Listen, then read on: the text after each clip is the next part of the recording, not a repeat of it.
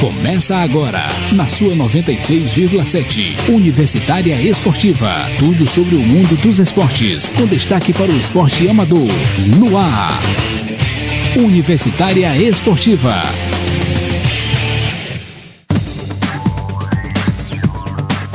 Bom dia, ouvintes. Segunda-feira começamos mais uma semana e mais uma vez ao meu lado para apresentar Universitária Esportiva, Neila do Rego Monteiro. E ao meu lado, Emanuele Madeira. E no Boletim Esportivo vamos falar os últimos resultados do Brasil nas Olimpíadas, a decepção do vôlei masculino, a surpresa do pentatlo e o que aconteceu de esporte em Teresina nesse final de semana. E no Bola na Rede, o resultado da Taça Brasil de futsal feminino, o IFP não venceu, mas está na primeira divisão do futsal sub-17. Ainda tem, claro, os resultados do final de semana para vocês. Campeonato Brasileiro, Campeonato Francês, que também começou, Campeonato Argentino já na segunda rodada. E por aí vai, e claro, Flávio Meirelles aqui comentando os jogos do final de semana da Copa Piauí. E o jogo do Comercial ontem pela Série D não foi um bom jogo. O Comercial teve uma surpresinha, mas vocês vão saber já já. Então, fique na sintonia que a gente volta já.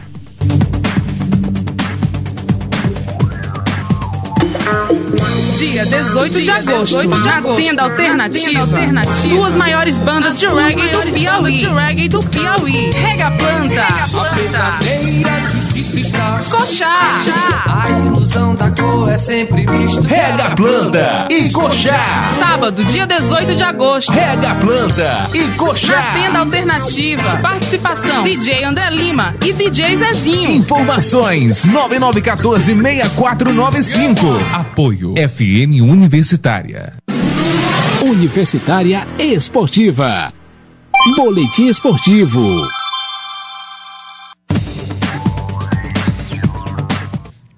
E nesse final de semana tivemos a edição dos Jogos Escolares Piauienses em algumas modalidades como natação e judô. Mas antes mesmo de as competições começarem, a preocupação era quanto ao número de atletas que passariam a próxima etapa. A natação, em anos passados, levava 8 atletas no feminino e no masculino, mas o número foi reduzido pela metade. A explicação recai sobre as verbas disponibilizadas. O governo do estado deixou a cargo da Secretaria de Educação fazer a quantificação entre os atletas e a verba disponível. A classificação na etapa regional é pré-requisito para a etapa nacional, mas a vitória na primeira etapa não é garantia de ida aos Jogos Brasileiros Escolares. As etapas ocorrem em Poços de Caldas para os atletas de 12 a 14 anos no período de 6 a 15 de setembro e em Cuiabá para os atletas de 15 a 17 anos no período de 25 de novembro a 8 de dezembro. Quem nos explicou esses detalhes foi o professor Reginaldo Fonseca, que esteve presente ontem no Yacht Clube durante a seletiva do judô. Hoje pela manhã, a equipe do Universitária Esportiva tentou entrar em contato tanto com a Secretaria de Educação quanto com a Secretaria dos Esportes, a Fundesp, que é responsável, ou que é responsável pelos Jogos Escolares Piauienses, mas nós não obtivemos resposta. E nesse domingo também teve a 9ª edição da Maratoninha, promovida pela Caixa Econômica Federal. Cerca de 1.500 crianças de 6 a 12 anos competiram em categorias divididas por idade. Quem esteve presente por aqui foi o padrinho da Maratoninha, o velocista Vicente Lenilson, prata nos Jogos Olímpicos de Sydney, ao lado do piauiense Cláudio Roberto. E durante todo esse final de semana, os praticantes de badminton no estado participaram da quebra de um recorde de resistência. Foram 31 horas ininterruptas de muito badminton na quadra do IFP. A maratona começou no sábado, dia 11, e só encerrou no domingo. O recorde nordestino anterior pertencia à cidade de Imperatriz, no Maranhão, com 30 horas, e agora passa a ser piauiense, com a marca de 31 horas. No masculino, Ismael Silva foi quem mais tempo ficou na quadra, com 8 horas e 28 minutos. E no feminino, Pauliana Araújo passou 12 horas e 46 minutos em quadra. Muitas horas aí para eles se prepararem também para as próximas competições. Quem acompanhou tudo também foi a nossa produtora Nária Macedo, que passou todas essas horas acompanhando essa maratona dos atletas de badminton do estado. E ela vai falar um pouquinho pra gente sobre essa maratona. Bom dia, Naira. Bom dia, meninas. Bom dia, ouvintes e internautas. Sobre essa maratona, que é interessante falar que o pessoal de Imperatriz ficou incomodado com essa quebra de recorde. Eles disseram que ainda esse ano vão tentar quebrar um recorde de 48 horas. A meta do pessoal aqui da federação é quebrar o recorde nacional, que é de 52 horas, pertencente à cidade de Arapongas. Então, todo mundo que gosta do esporte, acompanha um pouquinho de badminton, pode esperar que no ano de 2012 vai ter muita quebra de recorde. Então, para quem não ficou sabendo dessa tentativa de quebra de recorde, que, enfim, aconteceu a quebra de recorde do Nordeste, agora é do Piauí. No caso, ela é aberta para qualquer praticante ou somente para os atletas de badminton federados? Não, ela estava aberta para qualquer pessoa. Tinha uma taxa simbólica de inscrição que você chegava lá e dizia, ó, quero jogar, pagava e entrava. Teve gente pai que levou o filho para virar à noite, né? Porque tinha que virar à noite lá, então tinham vários pais, a família acompanhando, que do jeito que estava lá, em vez de dormir, começou a jogar, apaixonados pelo esporte, atletas profissionais, como é o caso do Ismael, atletas não profissionais, atletas que estão pequenos, atletas de 7 anos de idade, esperando, passando 5 horas em quadras. Teve bastante gente, foi uma oportunidade também que nessa maratona foi a parte prática do curso de formação de novos árbitros do Piauí. Então os árbitros também passaram a jogar, foram formados arbitrando essa competição super extensa. Então foi um aprendizado tanto para esses novos atletas como para quem gosta do badminton. Foi interessante. Agora, essa maratona também serviu de seletiva para os Jogos Escolares Piauienses, é isso mesmo? Não. Seletiva para os Jogos Escolares Piauienses vão acontecer somente depois da Olimpiauí. A seletiva dos Jogos Escolares Piauienses aconteceu ao mesmo tempo. Então, a maratona começou no sábado às 8 horas da manhã, a seletiva do Jebs também começou no sábado às 8 horas da manhã, só que aconteceu lá na escola Nossa Senhora da Paz. Então, foi um evento paralelo, por isso que na maratona também grandes nomes do badminton daqui não tiveram participando, porque eles tinham que se preparar para essa competição que vão representar o Piauí lá fora. E o Ismael Silva, que está aqui presente, que foi o campeão de resistência, ele não bateu o próprio recorde dele, que lá em Imperatriz foi de quase 11 horas em quadra. 14 horas lá em Imperatriz. E tá aí, e desde sexta-feira até domingo, Teresina também sediou a última etapa do circuito estadual regional Banco do Brasil Vôlei de Praia. A etapa piauiense foi a última, válida pelo grupo 1 da competição, que engloba Alagoas, Bahia, Ceará, Maranhão, Paraíba, Pernambuco, Piauí, Rio Grande do Norte e Sergipe. Além de atletas vinculados a estes estados, também participaram da competição atletas da categoria sub-23 de outras regiões do país. E quem vai dar o resultado agora é Naira Macedo, que deve conhecer alguns dos que estão figurando aí nessa lista de classificação. Conheço. Infelizmente não deu pódio pro Piauí. Não deu pódio nem no feminino nem no masculino, mas a federação mandou aqui pra gente o resultado, vou falar pra vocês. No feminino, a Juliana e a Nayana, que é uma dupla toda do Ceará, ficou com o pódio no feminino. Em segundo lugar, a Neide e a Júlia, que é uma dupla formada com uma atleta de Alagoas e outra do Espírito Santo. Em terceiro lugar, a Aline e a Bruna, uma dupla da Bahia, ficou completando o pódio. Aí em quarto lugar, a dupla piauiense da Lilian e da Aline ficaram com o quarto lugar. Em quinto ficou a Alba e a Rosimeire da Bahia também. E em sexto, outra dupla piauiense da Indira e da Isa. Então essas atletas elas vão estar no circuito nacional do Banco do Brasil, que vai acontecer no próximo mês aqui em Teresina. A etapa nacional, né, velho? E no masculino, o pódio ficou para a dupla da Paraíba, Ícaro e Jó. Em segundo lugar, Gilmário e Carlos, também da Paraíba e do Rio de Janeiro. Em terceiro lugar, o Lipe e o Léo, que é uma dupla formada com o cearense e o Léo do Distrito Federal. Em quarto lugar foi que ficou o Piauí, a dupla do Colé e do Rafael. Em quinto lugar, o Bernardo e o Yuri do Ceará e da Bahia. E em sexto lugar, completando os 6 melhores, o Miranda e o Felipe Rocha, que é o piauiense, um super monstro do voleibol, completou a lista dos 6 primeiros colocados no masculino.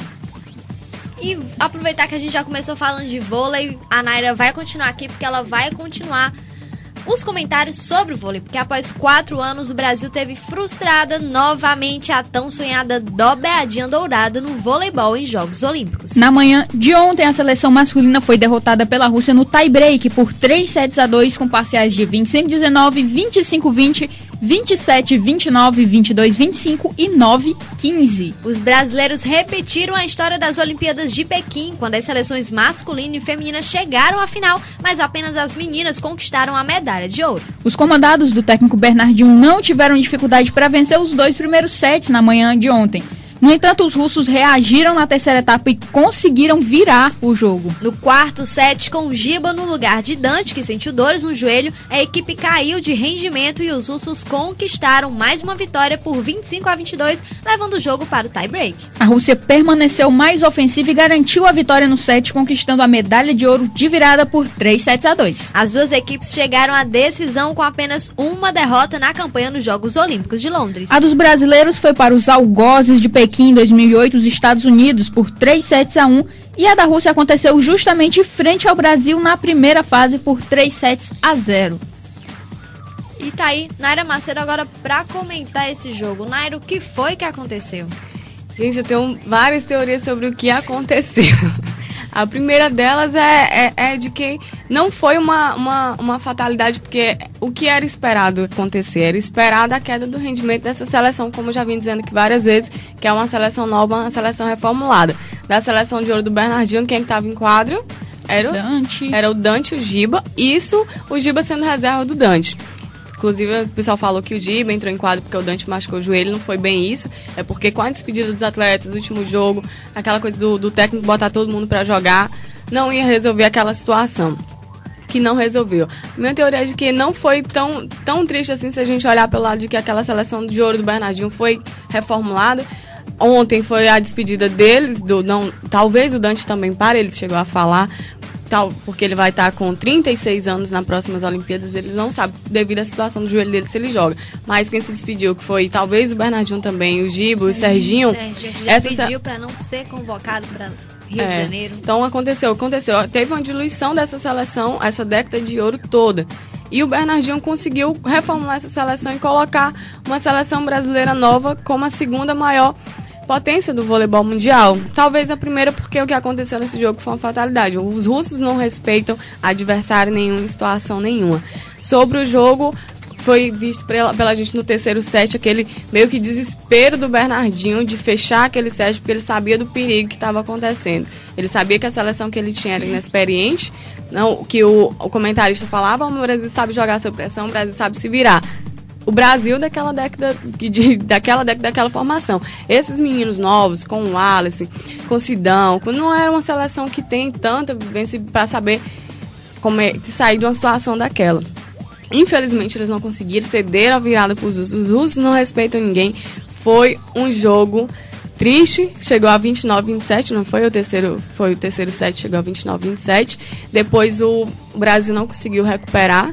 Foi mais ou menos o que aconteceu no jogo da disputa de terceiro lugar entre Estados Unidos e Coreia. Todo mundo pensou que a Coreia ia levar um chocolate dos Estados Unidos, a Coreia foi lá e buscou o jogo. Foi mais ou menos o que aconteceu. Não tem jogo morto, existe um equilíbrio muito grande entre as atuais seleções de voleibol mundial. Agora, isso que aconteceu com a seleção masculina de voleibol lembrou muito um episódio passado da seleção feminina, que estava ganhando de Cuba por 2-0, prestes a fechar o set... De Rússia? Não, com a seleção de Cuba. Um jogo da seleção feminina em uma das competições da Olimpíada, e a seleção brasileira feminina acabou ficando com a medalha de prata naquele ano, porque a Cuba virou o jogo simplesmente e levou. Pois é, eu até quando acompanhando o jogo pelo Twitter, eu dizia, as meninas estão na arquibancada, estão vendo o filme da história delas acontecer. Todo mundo desacreditou, tanto na seleção feminina quanto na seleção feminina, na masculina, porque a masculina terminou em sexto lugar na Liga Mundial, então todo mundo quem fica em sexto não vai estar entre as cabeças. Mas hoje, todas essas equipes, a gente tem que pensar desse lado, todas essas seleções estão se reformulando, todas elas estão num equilíbrio bem grande em relação ao voleibol. Os russos, a escola russa é uma escola mesmo assim de monstros, e o Brasil está muito bem, tem essa equipe nova, tem aí 4 anos para preparar para esses meninos, para fazerem uma belíssima Olimpíada aqui no Rio de Janeiro, e acredito, os meninos não vão deixar essa medalha escapar aqui não. Lembrando que muita gente, a gente também, claro, reclamou do Brasil no quadro de medalhas, porque enfim o Brasil decepcionou em vários esportes, mas a gente tem que lembrar e falar que foi uma das melhores Olimpíadas do país em conquista de medalha. Em Pequim foram 15 medalhas, nessa foram 17 medalhas, então uma das melhores campanhas do país, por incrível que pareça, mas vamos esperar, porque no Rio a gente espera muito mais medalhas. E também foi uma das Olimpíadas mais surpreendentes, porque decepcionou os esportes que a gente mais esperava ter um resultado positivo e surpreendeu aqueles que a gente menos esperava. O boxe, que agora é um super esporte no Brasil. O judô decepcionou, a natação e o atletismo do Brasil decepcionaram. O pentatlo, que ninguém nem cogitava uma medalha, a Yane Marques trouxe uma medalha. O Arthur Zanetti conseguiu um ouro surpreendente nas argolas, no individual, na ginástica. Uma medalha que nunca tinha vindo para o Brasil até então. E a expectativa é que no Brasil foi estipulado uma meta de 30 medalhas. Não chega praticamente a metade, né? E o que é mais interessante, que é triste que a gente vê em relação ao quadro de medalhas do Brasil, que o Brasil chega a bater a marca de 100 medalhas na história das Olimpíadas, sendo que numa edição de Olimpíada, o país que fica entre o primeiro e o segundo, eles sempre batem numa Olimpíada essa quantidade de medalhas.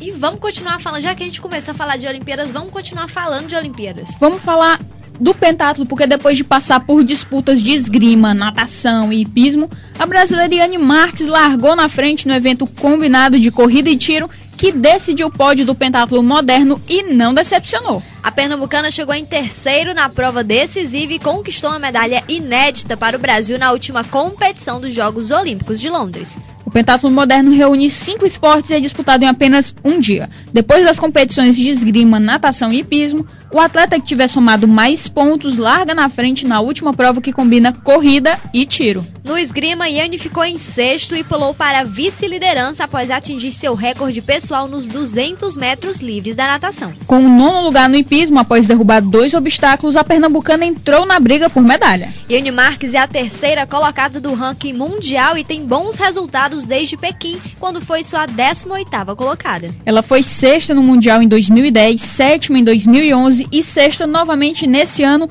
meses antes das Olimpíadas. A pernambucana já foi medalha de ouro nos Jogos Pan-Americanos do Rio de Janeiro em 2007 e ficou com a prata no ano passado em Guadalajara. Em Pequim 2008, Yane ficou em 18º lugar após perder pontos na prova do hipismo por causa do refúgio da sua montaria. Tá aí mais um esporte que nessas Olimpíadas acabou surpreendendo o Brasil, como a gente acabou de falar. Bom pra ela que fez conseguiu a medalha. Último dia de competição, o Brasil já não estava esperando muita coisa, tá aí, ela trouxe mais uma medalha e, claro, agora é aguardar Rio de Janeiro. Agora é aquele negócio. Ela, no final, deu uma entrevista polêmica e disse que o cavalo que ela fez a prova do hipismo era velho, estava com o olho fundo.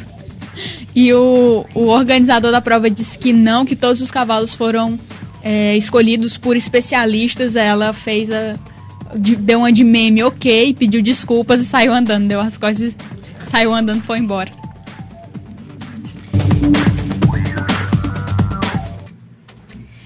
E esquiva Falcão Florentino perdeu para o japonês Ryota Murata no sábado, mas confirmou o melhor resultado do boxe brasileiro em Jogos Olímpicos. Na final do peso médio, até 75 quilos, o pugilista capixaba foi derrotado por 14-13 e ficou com a inédita medalha de prata em Londres. Uma polêmica punição no último assalto tirou a vitória do Brasil. Antes do histórico segundo lugar olímpico obtido no final de semana, os medalhistas do boxe brasileiro eram Servílio de Oliveira, com bronze na Cidade do México em 1968, e Adriano Araújo e Yamaguchi Falcão, irmão do Esquiva, terceiros colocados em Londres. Esquiva, que já havia perdido por 22-12 para Murata no Mundial do ano passado, não conseguiu transpor a defesa do japonês no primeiro assalto e levou desvantagem de 5-3. No segundo, a reação do brasileiro com 5-4 no placar arrancou sangue do adversário e obrigou o árbitro polonês Mariusz Gorni a interromper a luta para o atendimento médico. Murata tentou administrar o resultado favorável no último assalto, ainda mais depois de contar com a punição de Esquiva por clinch, que tirou 2 pontos do atleta brasileiro. Mesmo assim, o capixaba fez 5-5. Seria 5-3 se a advertência fosse descontada no marcador e ficou muito próximo do ouro olímpico. Após a luta, Esquiva se mostrou contrariado na hora de cumprimentar o sorridente Ryota Murata. O japonês ainda se dirigiu para o staff do brasileiro, que sugeriu um agradecimento ao árbitro do combate. Todo mundo que viu aquela luta não ficou realmente muito mexido, insatisfeito com aquele resultado. Até no segundo round, que saiu empate tanto para o brasileiro quanto para o japonês, muita gente daria uma vantagem para o brasileiro. O japonês estava totalmente se defendendo. Não foi levado em conta, acho que nessas Olimpíadas, em momento algum, a técnica utilizada pelos boxeadores, tanto de movimentação quanto de esquiva, e a própria técnica do esquiva falcão, que também foi muito boa no momento da luta, que superou a do japonês. Infelizmente, com essa punição, o Brasil perdeu a medalha de ouro no boxe. E agora, rapidinho para falar ainda sobre o ouro da seleção feminina de vôlei, Naira Macedo volta para comentar sobre o resultado das meninas. Bom, gente, voltando a falar o jogo de sábado, o ouro tão esperado e inesperado pela torcida brasileira. As meninas do voleibol feminino foram campeãs em cima das americanas, vencendo o jogo por 3-1. Um jogo que começou com aquele set massacrante das americanas, que todo mundo, quando começou a assistir, disse: meu Deus, lá vem um chocolate, essas meninas vão ser prata novamente. Mais aquele espírito olímpico, aquela vontade de serem bicampeãs, de calar a boca de muita gente também, entrou em quadra, aquela equipe se fechou, uma equipe que jogou de forma inacreditável, todo mundo jogava muito, todo mundo defendia, todo mundo atacava, todo mundo inclusive levantava a bola, teve momentos que a Thaísa levantava, a Jaqueline levantava, todo mundo atacado, era uma equipe fechada, uma equipe unida, uma equipe decidida a ganhar aquela medalha. Zé Roberto, que levou mais um título, um terceiro título dele numa Olimpíada. Foi um jogo incrível, valeu a pena ter acreditado, ter somado um pouquinho com aquelas meninas e ter esperado, apesar de elas terem feito um histórico não muito bom desde o primeiro jogo nas Olimpíadas, que elas ganharam aqueles 3-0 em cima da Tunísia, mas foram uns 3-0 sofridos, foram 25-22, 25-23, 25-22, todo mundo já pensava que elas iam começar perdendo. As meninas ganharam o ritmo, depois que atropelaram as russas, não tinha mais quem segurasse as meninas que veio para 2016. Talvez também desacreditado, porque a gente não tem 4 anos aí de competições, quem tem Grand Prix, grandes lances, e o brasileiro é meio desacreditado das coisas. Se as meninas virem a fazer uma campanha ruim nesses 4 anos, todo mundo vai passar, esquece aquela equipe que ressurgiu das cinzas e vai pensar nesse tipo de resultado. Mas as meninas têm um grupo muito forte, diferentemente da equipe masculina, não teve nenhuma queda, uma perda significativa dentro daquela equipe. Talvez quem deixe de 2016 seja a Paula Pequeno, mas o Zé Roberto conseguiu reformular uma equipe bastante sólida para 2016 e talvez seja em 2016 no Brasil a tal dobradinha do ouro que vocês falaram aí no começo, sobre quando começaram a falar do voleibol nacional. Tá aí então os últimos comentários da Naira Macedo por hoje. Naira, muito obrigada, e a gente vai continuar falando de Olimpíada. Vamos falar de atletismo, porque a gente tinha simplesmente Usain Bolt, que conquistou mais um bicampeonato olímpico nesse sábado, após se consagrar com as medalhas de ouro nos 100 e 200 metros de atletismo em Pequim 2008 e Londres 2012. A lenda, como o próprio se intitula, fechou o revezamento 4% da Jamaica na conquista de outro título. Os jamaicanos estabeleceram um novo recorde mundial da prova.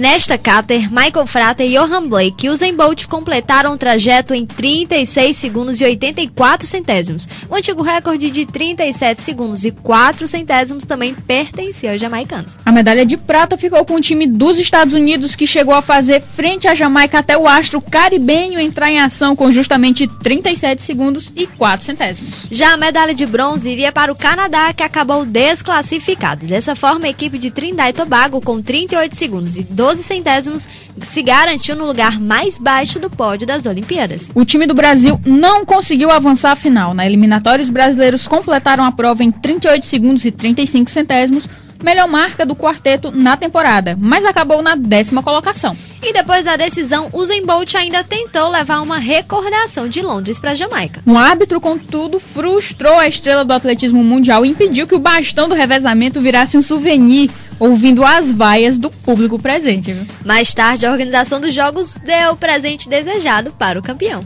Usain Bolt, que simplesmente virou na entrevista coletiva e perguntou o que ele tinha de fazer mais, quanto tempo mais ele tinha que baixar para virar uma lenda. Simplesmente o Usain Bolt não tem uma definição específica para ele, se não realmente não for uma lenda. O Usain Bolt vai ser lembrado por muitos e muitos anos no atletismo, mesmo depois que ele parar. E ainda vem para o Rio, talvez competir não nos 100, 200 metros, mas nos 400 metros. E agora você vai conferir alguns dos principais números e curiosidades dos Jogos Olímpicos de Londres em 2002, segundo dados do Serviço de Informação dos Jogos. O nadador americano Michael Phelps se tornou o esportista mais premiado na história ao ganhar, no total, 22 medalhas em 3 edições dos Jogos, superando a ginasta soviética Larissa Latvinina com 18. Phelps, além disso, tem um recorde de medalhas de ouro, 18, e de títulos olímpicos em uma mesma edição dos Jogos, que foram 8, feito alcançado em Pequim.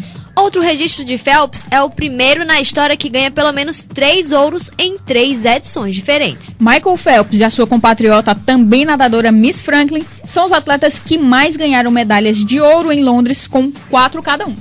E a Jamaica ocupou os 3 degraus do pódio na final dos 200 metros do atletismo. A Itália fez o mesmo na prova individual feminina do florete na esgrima.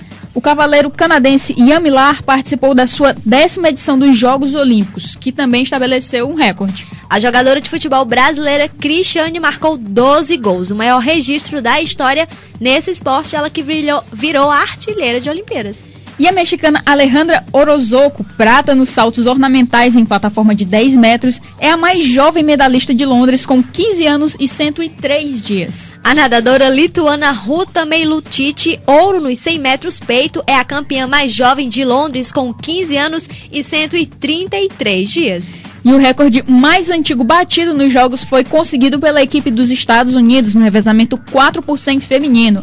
A antiga marca foi estabelecida pela extinta Alemanha Oriental há 27 anos. A Etiópia soma um total de 45 medalhas, todas em corridas de atletismo de 3.000 metros ou mais. Nenhum outro país que ganhou medalhas em um só esporte consegue superar os etíopes. 7 países estrearam no quadro de medalhas de Londres. São eles: Guatemala, Bahrein, Botsuana, Chipre, Gabão, Granada e Montenegro. E 54 países ganharam pelo menos um ouro em Londres, incluindo os que fizeram pela primeira vez, Sérvia e Granada. E com 54 anos, o britânico Nick Skelton é campeão olímpico mais velho de Londres 2012. Ele competiu no concurso completo do hipismo. O neozelandês Mark Todd, com 56 anos, é o medalhista mais velho nos Jogos. Conquistou o bronze no concurso completo por equipes de hipismo. O atleta mais velho foi o japonês Hiroshi Roketsu, de 71 anos, que competiu no hipismo. A equipe masculina de basquete dos Estados Unidos alcançou o recorde de mais pontos anotados em uma partida, ao vencer por 156-73 a Nigéria. E um recorde de 80 mil tweets por minuto foi registrado imediatamente após a vitória de Usain Bolt na final dos 200 metros rasos. E um recorde também para a organização dos Jogos Olímpicos de Londres, que não conseguiu segurar quem estava participando das Olimpíadas, e colocaram, claro, várias fotos no Twitter e Facebook de tudo que estava acontecendo nos bastidores. Agora, uma coisa interessante para a gente fechar os comentários de Olimpíadas foi que o padre irlandês, ele voltou e estava lá torcendo pro Marilson dos Santos com uma placa e a bandeira do Brasil. Segundo ele, era para pedir desculpas pelo que ele fez em Atenas com o pobre do Vanderlei Cordeiro, que perdeu a medalha de ouro justamente pela invasão do mesmo padre durante a corrida da maratona. Falando em maratona, Marilson, que fez uma ótima prova também, infelizmente não conseguiu o pódio, foi em quarto lugar. Ficou na 4ª colocação, fez uma ótima prova. Vamos esperar agora, mais uma vez, os Jogos do Rio de Janeiro. Só falando aqui rapidinho em âmbito local pra gente fechar as Olimpíadas, a gente não comentou que foi uma medalha de ouro, uma medalha de prata. Uma televisão local abriu um concurso aqui pra saber qual foi o momento mais emocionante das Olimpíadas de Londres 2012. E óbvio, quem tá ganhando é a Sara Menezes, com aquela luta dela que valeu o ouro. Tá aberto aqui a vários momentos emocionantes, ainda tá no meunorte.com, dá pra votar. Mas vale a pena a gente destacar isso, porque foi de uma ideia local, tá tendo uma votação nacional também, e a Sara também tá liderando. Pois é.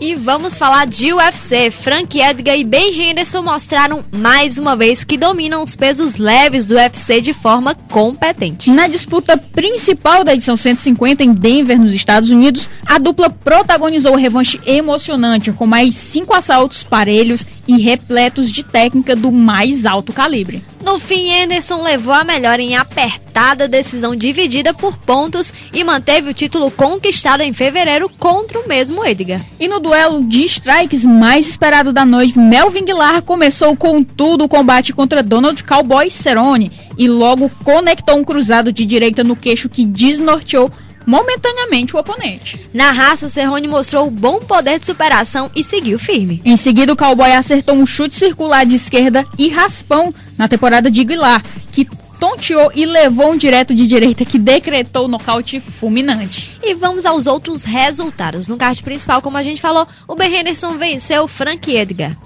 Donald Cerrone nocauteou Melvin Guillard. Jake Shields derrotou Eddie Herman na decisão unânime dos juízes. E o Shin Okami derrotou Bud Roberts por nocaute técnico. Max Holloway derrotou Justin Lawrence por nocaute técnico. Já no card preliminar, o melhor card preliminar dessa temporada, Dennis Bermudez finalizou Tommy Hidden na guilhotina. Michael Cooper nocauteou Jared Hammond. Eric Pérez nocauteou Ken Stones. Chico Camus derrotou Dustin Paige na decisão unânime dos juízes. Nick Lentz derrotou Eiji Mitsuoka por nocaute técnico.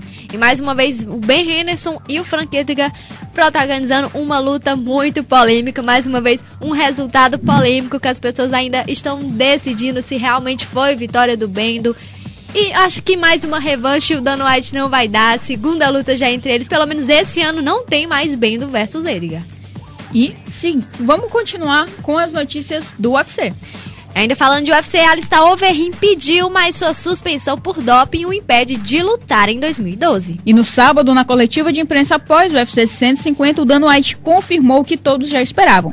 Caim Velasquez terá sua revanche contra o campeão dos pesados, Júnior Cigano dos Santos. A luta está programada para o dia 29 de dezembro em local a ser definido. Cigano nocaute em novembro de 2011, tomando o cinturão do americano no primeiro UFC transmitido pela Fox. O brasileiro defendeu o cinturão contra Frank Mir em maio desse ano. Caim vem de vitória sobre Antônio Pezão também em maio e quer se vingar daquele que é o responsável pela única derrota no seu cartel de 11 lutas. Mais uma grande luta no UFC, essa revanche que a gente realmente estava esperando. Lembrando a última luta do Velasquez, ele fez uma luta maravilhosa, estreia do Antônio Pezão, todo mundo torcendo pro brasileiro, infelizmente não deu pra ele, que levou a cotovelada no primeiro round, depois disso só viu sangue, estava desesperado, não conseguia mais lutar e acabou perdendo. Vamos esperar essa revanche, vai ser uma boa luta, mais um bom UFC. Lembrando que o próximo UFC vai ser daqueles e todo mundo deve assistir. No dia 1º de setembro vai ter Dan Henderson versus John Jones, é uma luta pra ninguém perder. Quem não gosta de MMA deveria assistir pelo menos essa luta pra saber como é que é realmente uma luta parelha de UFC. Essa foi pra você, Flávio Meirelles, e é isso, Universitária Esportiva volta já.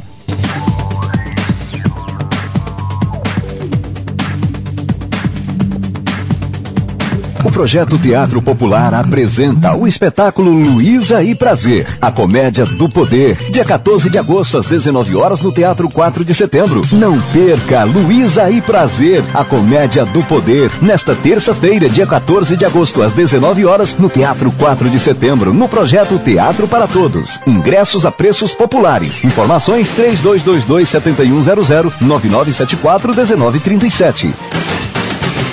Apoio FM Universitária.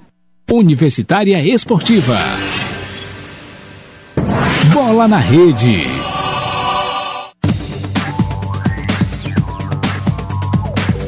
E vamos falar de futsal porque terminou ontem a Taça Brasil de Futsal Feminino Sub-17. Ontem pela manhã no Ginásio Verdão tivemos a última rodada. E o Rocket Power venceu o Jequié por 5-0. Os gols foram feitos por Bruna, Sorrisinho, Brenda e 2 de Mari. O Rocket Power terminou a colocação em quarto com 3 vitórias e 3 derrotas. Já o Jequié foi o 6º colocado com 2 vitórias e 4 derrotas. Mas o time baiano ainda ganhou o troféu Fair Player da competição. E no jogo decisivo, e que jogo, Fluminense e IFP entraram em quadra determinados a conquistar a competição. O jogo terminou em 3-3 e com o empate do time do Fluminense, o time do Fluminense conquistou a Taça Brasil e está na primeira divisão. Os gols do Fluminense foram marcados por Sarinha, que fez 2, e Larinha. Já o IFP terminou a competição na 2ª colocação e também está na primeira divisão do futebol sub-17, do futsal sub-17. No IFP, os gols foram marcados por Denise, Sâmia e Gisele.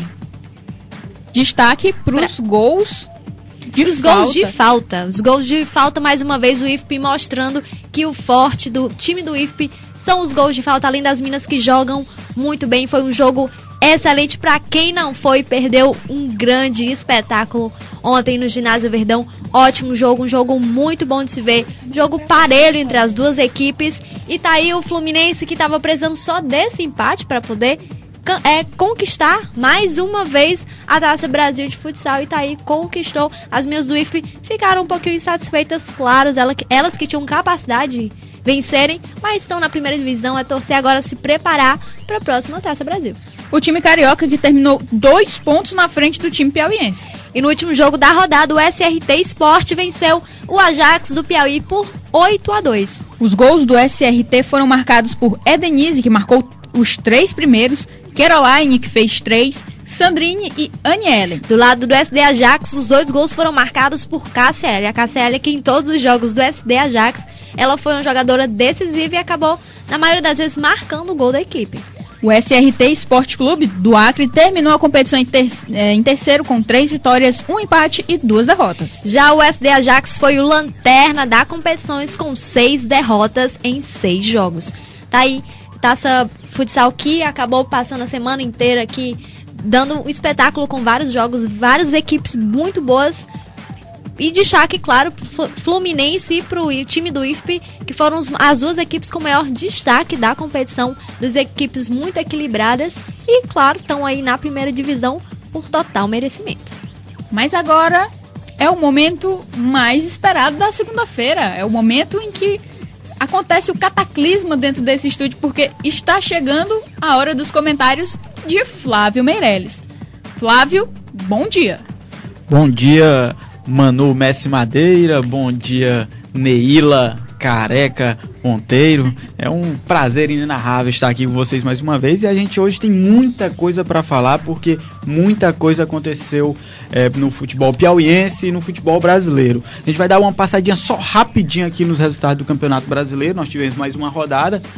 O Santos empatou com o Atlético Goianiense 2-2, o Sport perdeu para o Figueirense por 1-0, o Bahia perdeu para o Cruzeiro por 1-0, o Flamengo em franca ascensão venceu o Náutico por 2-0, o São Paulo perdeu para o Grêmio por 2-1, o Inter bateu a Ponte Preta por 2-1, o Atlético Mineiro ganhou do Vasco por 1-0, o Corinthians venceu o Curitiba por 2-1, o Fluminense bateu o Palmeiras por 1-0 e a Portuguesa empatou com o Botafogo em 1-1. Destaque para 2 resultados dessa rodada. A vitória importante aí do Atlético Mineiro, que continua líder do campeonato, agora com 38 pontos e com um jogo a menos do que o Fluminense, que é o vice-líder.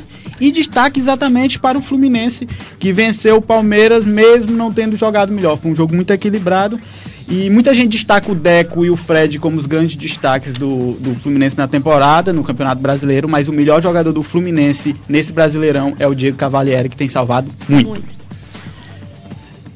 E rapidinho, antes da gente continuar, vamos dar toda a classificação, como tá a tabela da Série A. O Atlético Mineiro, como o Flávio falou, em primeiro com 38 pontos, Fluminense em segundo com 35 pontos. O Vasco vem em terceiro com 34 e o Grêmio em quarto lugar com 31 pontos.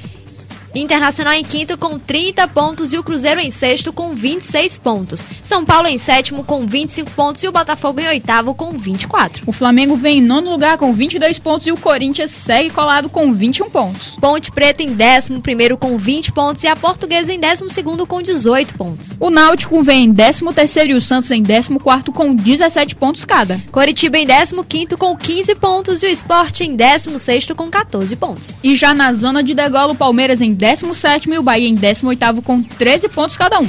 Figueirense em 19º e o Atlético Goianiense em 20º com 11 pontos cada um. E agora sim a gente vai falar da Série D. Comercial ontem que teve surpresa não só no placar, mas antes do jogo. O Flávio vai contar essa história pra vocês agora. Exatamente, vamos começar pelo resultado que rolou dentro de campo. O Comercial mais uma vez foi derrotado, foi goleado pelo Misto por 4-0. O Misto que praticamente assegurou a classificação para a segunda fase da competição. Em compensação, o Comercial completou a sua quinta partida sem vitória, tem 3 derrotas, 2 empates e deu adeus a todas as possibilidades de classificação para a segunda fase do Campeonato Brasileiro da Série D.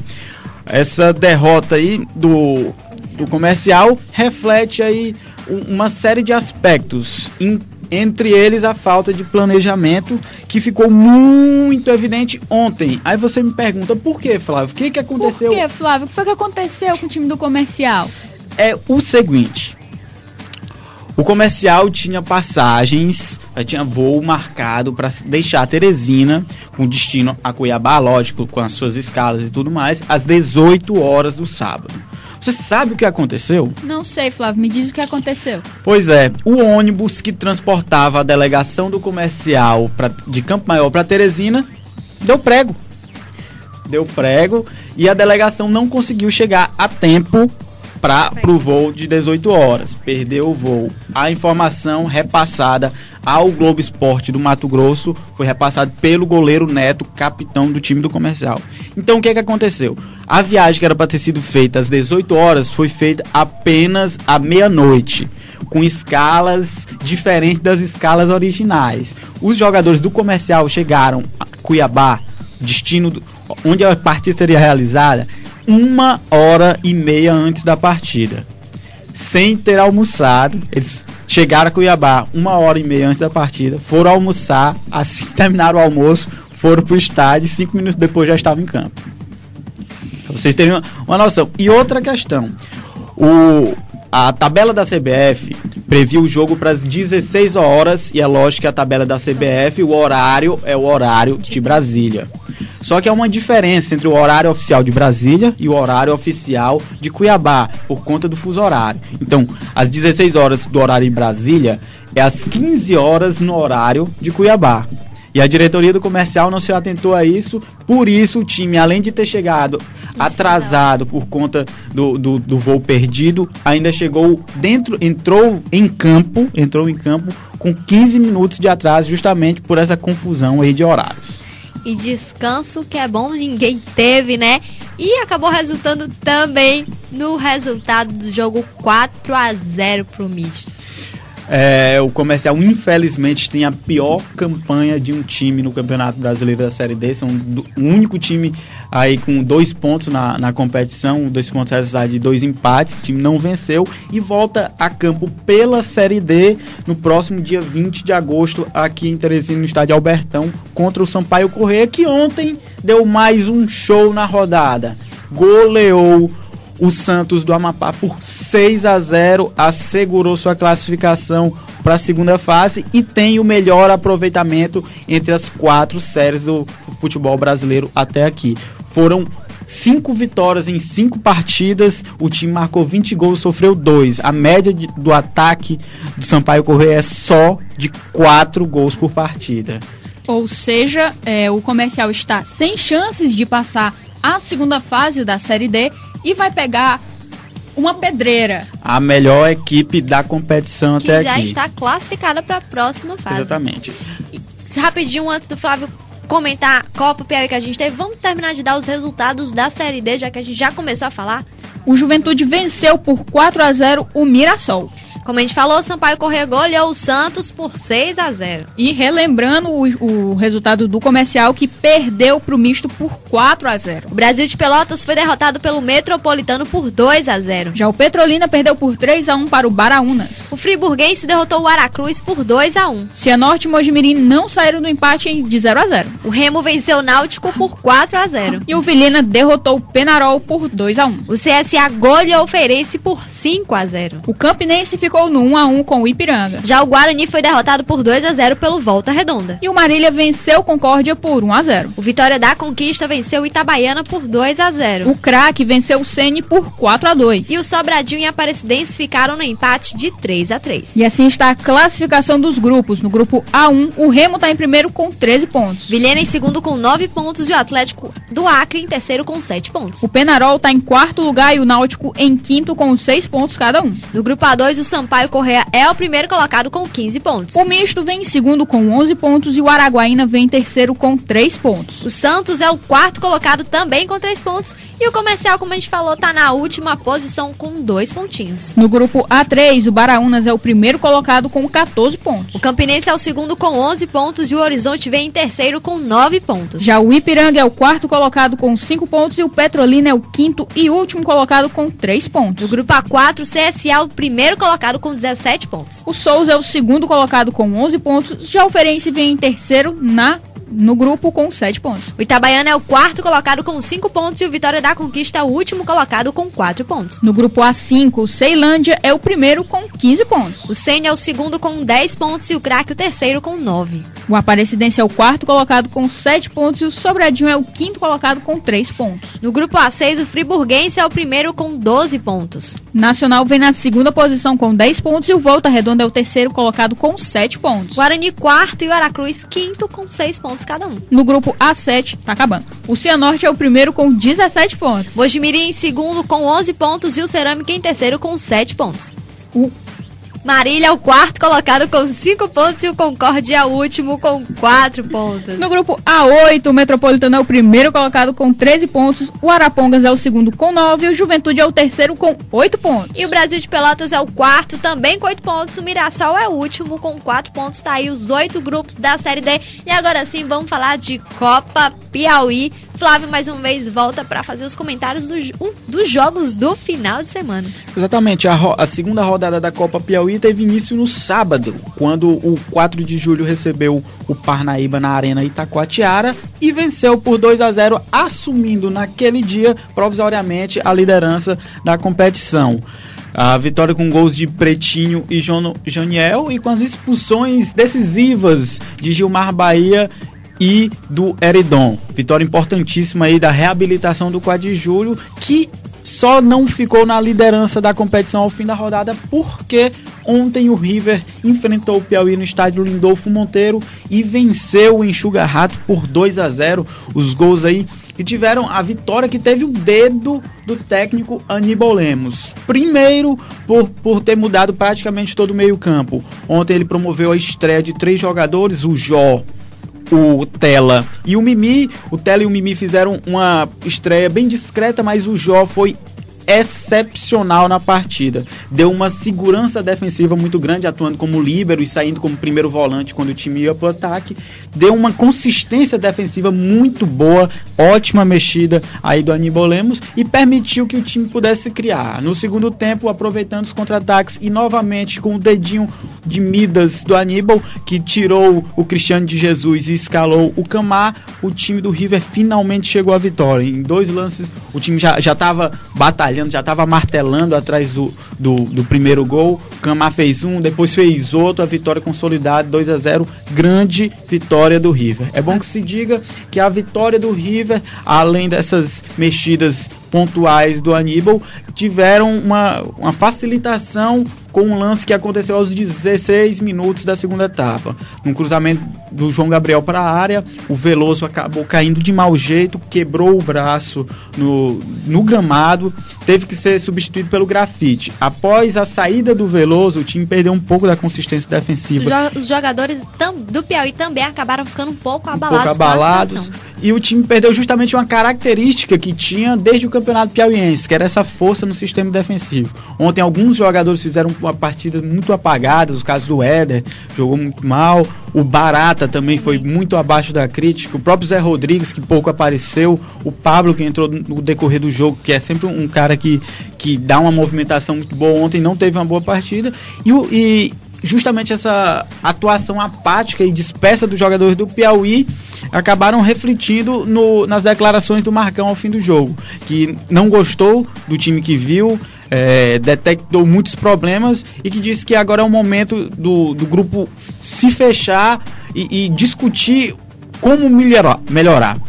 A partida do Piauí foi tão ruim que no final do jogo o volante Éder e o meia Natan discutiram de forma ríspida, de um chamar o outro de pipoqueiro e palavrão e o diabo a quatro. O clima ficou muito ruim, mas o Marcão disse que isso vai ser corrigido ainda essa semana, antes da próxima partida da equipe. Agora a gente viu, além da lambança que aconteceu por parte do Piauí, o time do River totalmente mudado.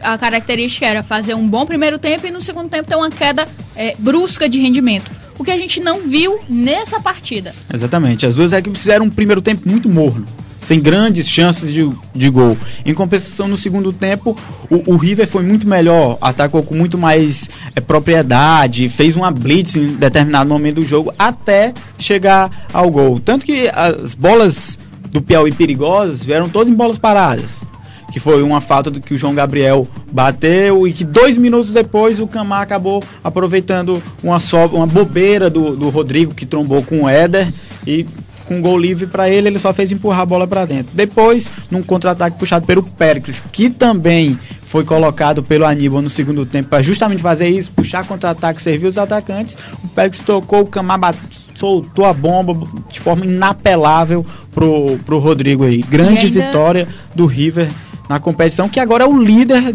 da Copa Piauí com 4 pontos. E o River ainda tinha no gol a segurança de ter o goleiro Robinho, que fez excelentes defesas nas cobranças de falta que aconteceram pelo lado do Piauí.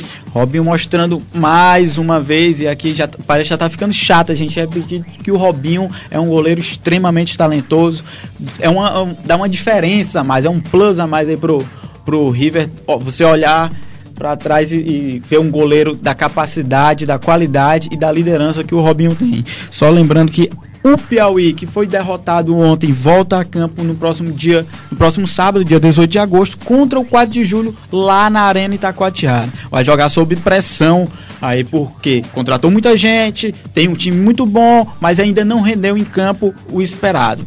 Por outro lado, o 4 de julho vem aí motivado pela vitória sobre o Parnaíba, atual campeão piauiense. Já o River volta aos gramados no domingo, dia 19 de agosto, quando enfrenta o Flamengo no Clássico Rivengo, cujo jogo pode ter grande público, principalmente no jogo de quarta-feira, quando o Flamengo enfrenta o Comercial, o time rubro-negro vencer. A expectativa é muito boa, porque os dois times podem disputar o clássico, disputando também a liderança da competição. Destacar ontem também o público que não compareceu ao Lindolfo Monteiro, um jogo que a gente estava realmente esperando que tivesse um pouco mais de público muito pequeno ontem na competição. Vamos ver se volta a aparecer nos jogos, principalmente porque vai ter Rivengo agora. E também para o Rivengo, vamos ver se nós detectamos, infelizmente, o placar do Lindolfo Monteiro ainda não foi posto. Nós falamos hoje pela manhã com o secretário responsável, o Roberto Veloso. Ele que veio aqui no programa já tinha dito que para o início da Copa Piauí o placar estaria funcionando. Caso não fosse o placar eletrônico, seria o placar manual. No entanto, nenhum dos dois está lá. Ele que pela manhã nos informou que está nesse exato momento em uma reunião com o Cesarino Oliveira, justamente para falar a respeito da questão do placar. Então, vamos ver se em uma semana nós temos uma resposta para isso, ou se amanhã mesmo a gente já pode dar uma posição a respeito disso. E de acordo com o secretário Roberto Veloso, o placar não foi colocado ainda por problemas com o fornecedor. Então a gente está aguardando justamente essa confirmação. E já que a gente está falando aí de bastidores, do que acontece fora do campo, já saiu um burburinho aí de que há manobras dentro da diretoria do próprio Piauí para que o treinador Marcão seja demitido. As manobras partem aí como eu disse, de dentro da diretoria, e um ex-técnico de time piauiense que já trabalhou aqui no Piauí esse ano, no futebol piauiense esse ano, é um grande cotado aí. Só quero dizer uma coisa: se a diretoria do Piauí demitir o Marcão, ela vai estar cometendo um absurdo tremendo. O Marcão tem 10 jogos liderando aí esse time do Piauí, perdeu 2 vezes, comandou a reação do enxuga-rato no campeonato piauiense, levou o time ao título simbólico do segundo turno. Demiti-lo após 2 jogos na Copa Piauí é uma grande irresponsabilidade. Seria mais uma demissão esse ano que o futebol piauiense está vendo que não devia acontecer, não tem por que acontecer. Pro Piauí seria um verdadeiro tiro no pé, porque ao pegar e você novamente pegar um time que já está caminhando com uma formação e ter que dar uma outra cara é muito complicado e pode prejudicar imensamente a campanha toda do Piauí que foi feita durante a segunda parte do Campeonato Piauiense e já nesse começo de Copa Piauí. E só alertando, as forças que tentam essa manobra para tirar o Marcão da diretoria devem entender muito pouco ou quase nada de futebol. E vamos seguir rapidinho, só dar os placares da Série B. O Goiás venceu por 2-0 o Boa Esporte. O São Caetano ficou no 1-1 com o Criciúma. Já o Guaratinguetá foi derrotado por 3-0 pelo Joinville. E o Vitória derrotou o América Mineiro por 2-1. Paraná venceu por 4-0 o CRB. O Ceará venceu o Barueri por 2-0. E o Asa venceu o Guarani por 1-0. E assim ficou a classificação da Série B. O Criciúma vem em primeiro com 36 pontos e o Vitória em segundo com 35. Goiás em terceiro com 32 pontos, Joinville em quarto com 30 pontos. São Caetano vem em quinto com 30 pontos e o América de Natal em sexto com 27. América Mineiro em sétimo com 26 pontos e o Paraná em oitavo com 25 pontos. O Avaí vem em nono com 24 pontos e o Atlético Paranaense em décimo com 23. CRB 11º e o Ceará em 12º com 21 pontos cada. O ABC vem em 13º lugar com 20 pontos e o Boa Esporte em 14º com 19 pontos. Guarani em 15º com 18 pontos e o Asa em 16º com 17. O Bragantino em 17º vem com 15 pontos e o Guaratinguetá em 18º com 9 pontinhos. E o Ipatinga em 19º e o Barueri em 20º com 7 pontos cada um. A gente também teve campeonato argentino. O Argentino Júnior que foi derrotado por 2-0 pelo Racing. Boca Juniors venceu por 2-0 o Tigre. Já o União foi derrotado por 1-0 pelo Godoy Cruz. Belgrano e São Lourenço não saíram do 0-0. O Estudiantes foi derrotado pelo River Plate por 2-0 e o All Boys e Quilmes ficaram no 1-1. O Lanús foi derrotado por 1-0 pelo New Old Boys. Colón derrotou o San Martín por 1-0. Na segunda rodada do Argentino, assim está a classificação. Colón vem em primeiro com 6 pontos e o Quilmes em segundo com 4 pontos. Assim é terceiro e Belgrano em quarto com 4 pontos cada. O Godoy Cruz vem em quinto e o São Lourenço em sexto também com 4 pontos. E o Old Boys em sétimo também com 4 pontos e o Velas em oitavo com 3 pontos. O River Plate vem em nono lugar e o Arsenal de Sarandi em décimo com 3 pontos cada um. Boca Juniors em 11º e Estudiantes em 12º também com 3 pontos. O All Boys vem em 13º com 12 pontos e o Atlético Rafaela em 14º com 11 pontos. Independiente em 15º também com 11 pontos e o San Martín em 16º sem pontuar. E assim como Lanús em 17º, União em 18º, Tigre em 19º e Argentino Júnior em 20º lugar, todos sem nenhum ponto marcado. Campeonato francês, o Reims foi derrotado por 1-0 pelo Olympique. O Evian foi derrotado pelo Bordeaux por 3-2. Nancy venceu por 1-0 o Brest. E o Nice foi derrotado pelo Ajaccio por 1-0. Já o Paris Saint-Germain e Lorient ficaram no 2-2. E o Lyon derrotou o Rennes por 1-0. O Lille derrotou o Saint-Étienne por 2-1. E o Sochaux perdeu por 3-2 para o Bastia. O Troyes foi derrotado pelo Valenciennes por 1-0. Montpellier e Toulouse ficaram no empate em 1-1. Tivemos também Supercopa de Portugal, jogo polêmico, e o Porto venceu o Acadêmica por 1-0. Na Supercopa da Itália, a Juventus venceu o Napoli por 4-2. Na Supercopa da Inglaterra, o Manchester City derrotou o Chelsea por 3-2. E na Supercopa da Alemanha, o Bayern de Munique venceu por 2-1 o Borussia Dortmund. E é isso aí. Acabou o Universitário Esportivo de hoje mais uma vez. Estamos com o tempo extrapolando. Mais alguma informação? Tá. A última informação mais uma vez. O Kaká sendo especulado em mais um time agora no Galatasaray. Vamos ver pra onde é que vai o Kaká. O Adriano que parece que vai pro Flamengo de vez.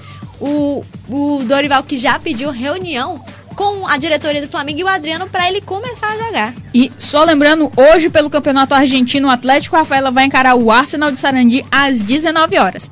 E mandar um abraço pro Chico Filho. A panelada dele está garantida na aposta que nós fizemos, seleção brasileira aí, que não conseguiu o ouro, passou das quartas de final, essa é a nossa aposta. E o Flávio Meirelles que está aqui e se comprometeu a pagar uma prenda caso a seleção brasileira não conseguisse a medalha de ouro. Correto, Flávio Meirelles? Corretíssimo. Embora eu veja que a seleção tenha brigado muito aí nessa final, todo mundo reclama, os meninos do futebol perderam, não sei o quê. E eu não vejo a mesma cobrança do futebol com a cobrança que teve no vôlei, por exemplo. Lembrando... E todas as duas equipes lutaram até o fim. Lembrando que é uma conquista depois de 24 anos do futebol trazendo uma medalha em Olimpíadas. Então, é uma conquista de qualquer jeito. E a gente não tem mais tempo, é isso. Infelizmente, o Universitário Esportivo de hoje chegou ao fim. O programa apresentado por Emanuele Madeira e Neila do Rego Monteiro, com a participação dos comentaristas Nária Macedo e Flávio Meirelles. E é isso, o programa volta amanhã às 11 horas. Então, sintonizem na FM Universitária. Você ouviu Universitária Esportiva. Obrigado pela audiência e continue na nossa programação.